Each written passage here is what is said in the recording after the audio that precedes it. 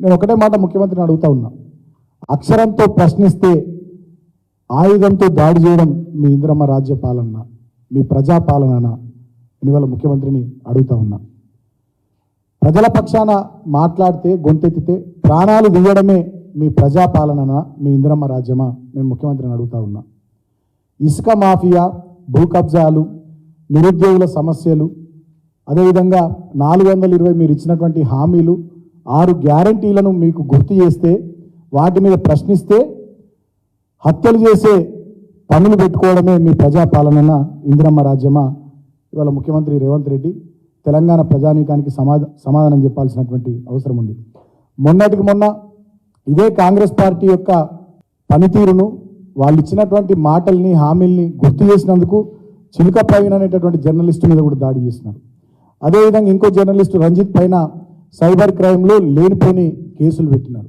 అదేవిధంగా ఆకుల శ్రీనివాసరెడ్డి అని చెప్పి ఇంకో జర్నలిస్టు, సీనియర్ జర్నలిస్టు పైన అడ్డగోలుగా కేసులు పెట్టినారు. ఆయనకు కూడా ఫోన్లు చేసి బెదిరిస్తూ ఉన్నారు.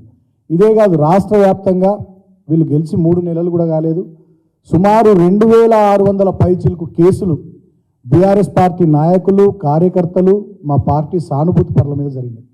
3 నెలలు కూడా కాలే వీళ్ళు గెలిచి. ఈ ఇందిరమ్మ రాజ్యంలో, వీళ్ళ ప్రజాపాలనలో బీఆర్ఎస్ పార్టీ నాయకులు, కార్యకర్తలు, సానుభూతి పరులందరి మీద 2600 పైచిలకు కేసులు రాష్ట్ర వ్యాప్తంగా నమోదైనాయి. ఇదేనా ఇందిరమ్మ రాజ్యం? ఇదేనా మీ ప్రజాపాలన? వేలాది మంది కార్యకర్తల్ని పోలీస్ స్టేషన్లకు పిలిచి ఎస్ఐలు, సిఐలు, డిఎస్పీలు, ఏసీపీలు బెదిరిస్తున్నటువంటి సందర్భాలు. ఇది ఇందిరమ్మ రాజ్యం ప్రజాపాలన. బహిరంగంగా మా పార్టీ నాయకుల ఇండ్ల మీద, మా కార్యకర్తల ఇండ్ల మీద దాడులు చేసి విచక్షణ రహితంగా సుమారు దగ్గర 120 చోట్ల మా ఊళ్ళ మీద దాడులు చేశారు. ఇదేనా ఇందిరమ్మ రాజ్యం? ఇదేనా మీ ప్రజాపాలన?